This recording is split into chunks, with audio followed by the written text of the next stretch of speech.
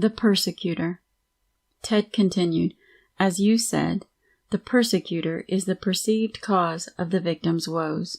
Persecutors and victims are symbiotic. One can't exist without the other. According to the dictionary, persecute means to harass in a manner designed to injure, grieve, or afflict, or to annoy with persistence or urgent approaches, as attacks, pleas, or importunities. Often, the persecutor is a person, but not always.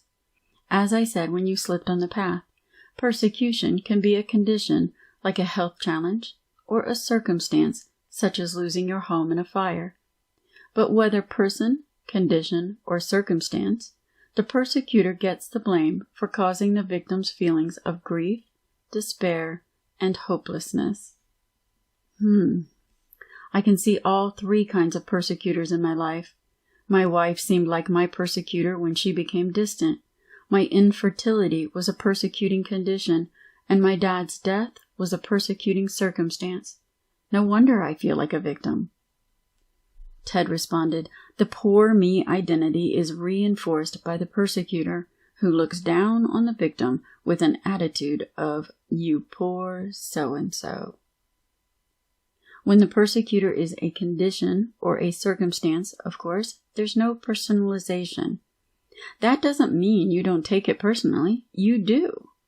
But conditions and circumstances don't have personalities, even if hurricanes do have names. Ted chuckled at himself, then cleared his throat and continued. When the persecutor is an actual person, the one who adopts that role tries to dominate others through blame, criticism, and or oppression. These people are often authoritarian and rigid in their views, exerting power over others in an effort to keep others from having power over them. Persecutors may act grandiose and self-righteous to mask their own insecurity. They can be manipulative and defensive, often launching preemptive attacks. For persecutors, all situations are win-lose. Their motto is win at any cost. Persecutors sound really heavy-duty. They're fearless characters, aren't they? I said. They may be heavy-handed in persecuting, but they're also subtle sometimes. I don't want to offend you, David, but if you think you've never been a persecutor, think again. Remember what you said about vacillating between being passive and angry, blaming your former wife? Sure, I remember. I felt uncomfortable as I sensed where Ted might be going. How do you think she saw you when you lashed out at her?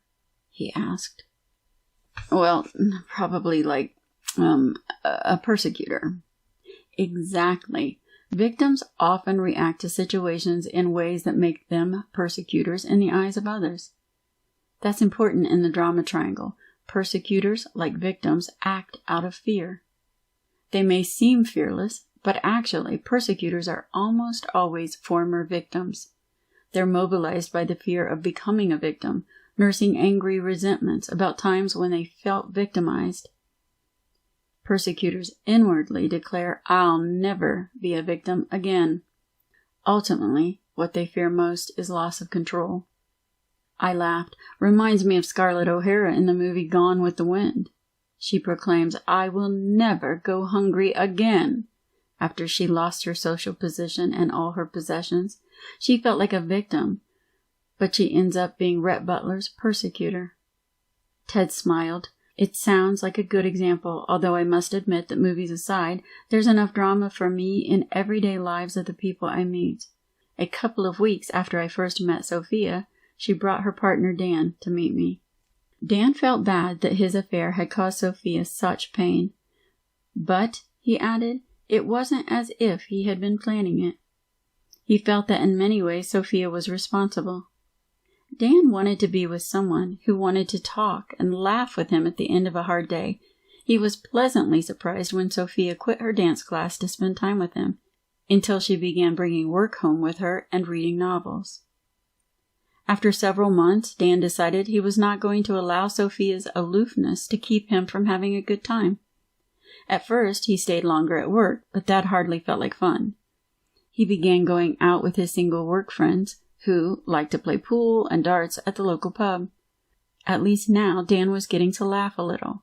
How could he know that Jessica, the sister of a friend, would take such a liking to him? He found their long talks, which had evolved into long, intimate walks, exciting and engaging. Dan decided he needed to tell Sophia what was happening, even if it meant an uncertain future. But Dan knew he couldn't settle for a marriage without intimacy and fun.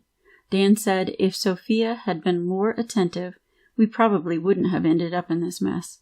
So, observed Ted, both Dan and Sophia felt like victims, while at the same time each looked like a persecutor to the other.